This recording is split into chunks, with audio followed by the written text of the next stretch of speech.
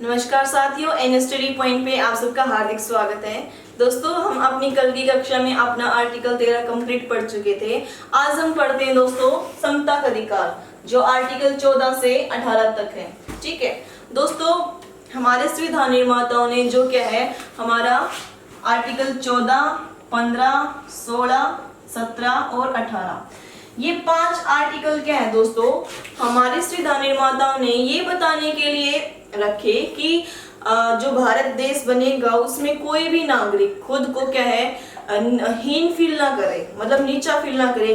कि मान लीजिए अगर कोई विधायक है, उसने किसी का मर्डर कर दिया तो उसके लिए छूट हो कि चल कोई बात नहीं, तू विधायक है तो इतनी मीटिंग्स अटेंड करता है तो छोड़ दिया जाता है, लेकिन ऐसा भारत में नहीं है। इसलिए भारत में क्या है दोस्तों, समता का अधिकार दिया गया, मतलब कानून की नजर में सब क्या माने जाएंगे, एक समान। हमारे यहाँ पर किसका शासन है, कानून का शासन।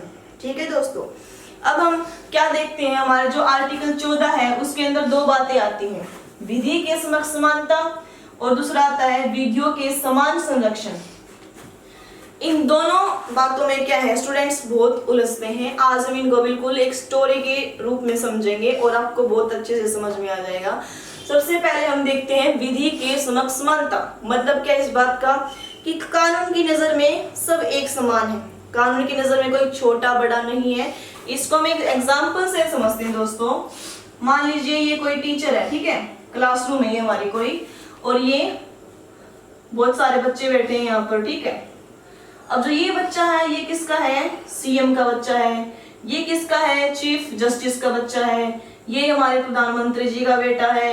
ठीक है, हमारे बड़े बड़े इंसानों के बेटे हैं। और जो ये लड़का है दोस्तों, ये क्या है, जो हमारा पीएम है उसका बेटा है। ठीक है, और जो ये लड़का, इसका तो पता ही नहीं है, तो बाहर से आया है, ठीक है, नागरिकता प्राप्त कर चुका है। और जो ये वाला लड़का है ये एक पागल का बेटा है। ठीक है, अब क्या होता है, जो मान लीजिए कि ये जो टीचर है इसको न्याय करना है, क्या न्याय करना है, जो ये सीएम का बेटा है ना दोस्तों, इसने क्या कर दिया, जो हमारा पीएम का बेटा था उसको चाटा लगा दिया। ठीक है, अब ये बात किसको पता चलती है, हमारे टीचर को पता चलती है। अब टीचर के सामने 2 रास्ते हैं, या तो वो सीएम देखकर कि यार सीएम का बेटा है, अगर हमने कुछ गलत अगर उसको थप्पड़ लगा दिया तो क्या हमारे ऊपर बात नहीं आ जाए। टीचर के सामने 2 कंडीशन है कि या तो वो पीएम के लड़के को ये बोले कि तूने सीएम के लड़के की बात क्यों नहीं मानी, तो पीएम का लड़का क्या बोलेगा पीएम का कि सर मेरी तो कोई गलती नहीं है, उसने मेरे को चाटा लगाया, पहले उसने गलती की है। तो फिर सर क्या बोलते हैं कि तू समझाएगा मुझे कि क्या गलत है क्या सही। पहला रास्ता तो टीचर के पास ये था। और दूसरा रास्ता क्या है कि हमारे टीचर क्या है, सीएम के बेटे को और जो हमारा चपरासी उसके बेटे को, दोनों को साथ में बिठाएंगे और उन दोनों का पक्ष सुनेंगे। हाँ भाई तू बता तूने ऐसा क्यों किया, और तू बता तूने ऐसा क्यों किया। तो ये क्या है, और टीचर ने अब लास्ट में किसकी गलती मिली, फिर सीएम के बेटे की, तो टीचर ने उसके ऊपर डांट लगाई। ठीक है, तो ये क्या है, कानून के समान, कानून के सामने सब समान है। टीचर ने क्या है कि ये सीएम का बेटा है इसलिए क्या है उसको डांट नहीं लगाई, ऐसा नहीं किया टीचर ने। टीचर की नजर में चाहे पीएम का बेटा हो या सीएम का हो, पीएम का हो, किसी का बेटा हो, सबको क्या रखा, एक समान रखा, मतलब जिसकी गलती है उसकी गलती की सजा उसको दी।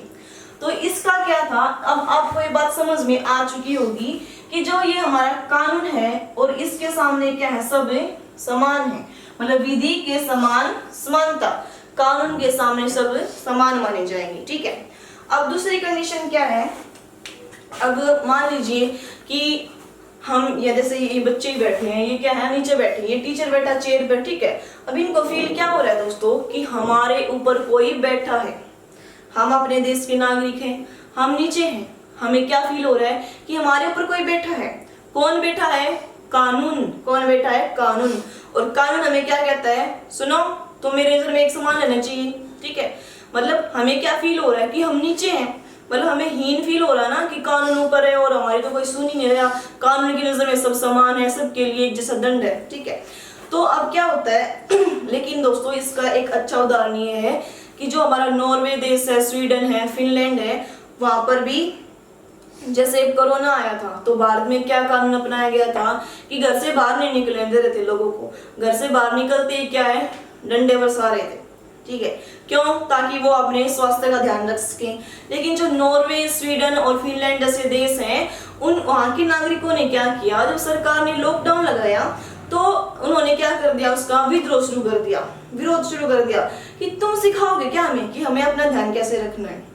तो सरकार क्या बोली कि मैं तो सिर्फ ये बताना चाहती हूँ कि कोरोना आया हुआ है और इस स्वास्थ्य के लिए हानिकारक है, इसलिए घर पे रहो। तो नागरिकों ने क्या कहा कि तुम होते कौन हो हमें ये बताने वाले। तो वहां की सरकार ने क्या कहा कि मैं सरकार हूँ तुम्हारी। अच्छा, तो नागरिक क्या बोले, अच्छा तुम सरकार हो, हमने बनाया है, हम नीचे भी गिरा सकते हैं। तो क्या है दोस्तों, वहां के नागरिक इतने इंटेलिजेंट है कि उन्होंने क्या है, सरकार को उस टाइम पे भी चुनौती दे डाली। अब क्या है, जो ये बच्चे बैठे हैं, जो हमने ये पढ़ी विधि के समक्ष समानता, यानी कि विधि के समान सब समान माने जाएंगे। अब इन बच्चों के साथ कोई भेदभाव नहीं हुआ, ठीक है। तो ये क्या है, और इनको क्या लग रहा था कि हमारे ऊपर क्या है, कानून है, हम नीचे हैं और ऊपर क्या है, कानून। तो इससे हमें ये कैसा फील करवाती है, नकारात्मक भाव पैदा करती है हमारे अंदर कि अब देश ने कानून तो बना दिए हैं, वो हमारी सुनी ही नहीं जाएगी। तो ये हमारे अंदर कैसा भाव पैदा करती है दोस्तों, नेगेटिव सेंस पैदा करती है। तो हमारा जो विधि के समान समानता है, ये कैसी सेंस देती है, नेगेटिव। और ये हमने कहां से ली है दोस्तों, ब्रिटेन से ली है, ठीक है। अब आपके मन में सवाल पैदा होगा कि मैम आपने ये तो समझा दिया कि इनको बुरा लगा कि भैया नीचे बैठे हैं, अब इनको अच्छा कब लगेगा, इनको अच्छा कैसे लगेगा और कब लगेगा। अब ये मान लीजिए कोई प्राइवेट स्कूल है, ठीक है, वहां पे प्रिंसिपल, अब जैसे ये एक टीचर है, अब प्रिंसिपल सर ने क्या है, 2 टीचर और बिठा दिए यहाँ पर, क्या है, 2 टीचर और बिठा दिए, यानी कि ये जो चेयर इनको और बड़ा कर दिया, 2 टीचर, मतलब टोटल कितने होंगे, 3। तो अब क्या है, एक तो जो हमने पढ़ा विधि के समक्ष समानता, उसके अकॉर्डिंग तो क्या है, प्रिंसिपल सर क्या बोलेंगे दोस्तों कि मैंने टीचर बिठाया है, अब बच्चों को समझ में आए क्वेश्चन या ना आए, लेकिन मेरी नजर में तो क्या वो टीचर बहुत अच्छे हैं, बहुत बुद्धिमान है, ठीक है। अब किसी व्यक्ति को समझ में आ रहा है, किसी बच्चे को समझ में नहीं आ रहा है, तो इससे मेरे कोई लेना देना नहीं। ये तो क्या हमारी विधि के समक्ष समानता, ठीक है। लेकिन दूसरी कंडीशन क्या है, विधियों के समान संरक्षण। इसका मतलब क्या है कि प्रिंसिपल सर आए और बच्चों से उन्होंने पूछा कि बच्चों तुम्हें ये टीचर पसंद आया, अगर तुम्हें इसका समझ में नहीं आ रहा तो मैं टीचर बदल दूंगा। तो बच्चों को क्या फील हुआ दोस्तों कि यार ये तो हमारा राज है, हमसे पूछा जा रहा है, अगर हम चाहेंगे तो क्या टीचर बदल दिया जाएगा। तो इनको अच्छा कब महसूस होगा, जब इनकी भी बातें सुनी जाएंगी, जब नागरिकों की भी बातें सुनी जाएंगी, तब कौन सा अधिकार है हमारा, विधि के समान संरक्षण, ठीक है। अब आपके मन में सवाल पैदा होता है कि विधि के समान समानता और विधि के समान संरक्षण, इन बातों में फर्क क्या है। अब एक बात बताइए मुझे, मान लीजिए ये कोई फ्लैट है, ठीक है, इसमें 4 वो हैं फ्लोर, ये यहाँ पर ए व्यक्ति रहता है और यहाँ पर बी नाम का व्यक्ति रहता है। अब मैं ए नाम के व्यक्ति से पूछती हूँ कि हाँ भाई तुझे कैसा लगता है, तू कहाँ रहता है, तो ए वाला क्या बोलता है, सर मैं तो ना बी के नीचे रहता हूँ। ओके, फिर हम बी वाले से पूछते हैं कि तू कहाँ रहता है, तो ये बी वाला क्या बोलेगा, मैम मैं तो ए के नीचे रहता हूँ, मतलब सॉरी ए के ऊपर रहता हूँ। तो मैंने क्या पूछा कि तुम्हें पॉजिटिव फील किसको होता है, तो बी वाला कहता है कि मुझे होता है, मैं रहता हूँ ए के ऊपर। और ए वाला क्या कहता है, मुझे तो ना नेगेटिव फील होता है क्योंकि बी मेरे ऊपर बैठा रहता है। अब दूसरी बात लीजिए, अब हमने क्या किया, जो ये ए वाला व्यक्ति था ना, इसको एक अलग से फ्लैट दिला दिया पूरा, ये ए वाला है अब और ये पूरा बी वाला है, ठीक है। अब ए वाले से पूछा कि तुम कहाँ रहते हो, बोला मैं अपनी बिल्डिंग में रहता हूँ, और बी वाला क्या बोला, मैं अपनी बिल्डिंग में रहता हूँ। तो इसका मतलब क्या है दोस्तों कि जो मैंने पहले बातें बोली कि ए बी के नीचे रहता है, फिर बी ए के ऊपर रहता है, उसका कोई औचित्य नहीं है। मतलब क्या है, चाहे विधि के समक्ष समानता हो या फिर विधियों के समान संरक्षण, इन दोनों बातों का मतलब क्या है, एक है। हमारे संविधान निर्माताओं ने क्या बस एक उलझन पैदा कर रखी है और इसके ऊपर ज्यादा डिस्कशन करना अच्छा नहीं माना जाता, क्योंकि हमारे सुप्रीम कोर्ट भी क्या इस बात में उलझती नहीं है, क्योंकि ये क्या है, यूजलेस है, क्योंकि इसके ऊपर डिस्कशन करना ही अच्छी बात नहीं है, क्योंकि दोनों का मतलब एक ही है।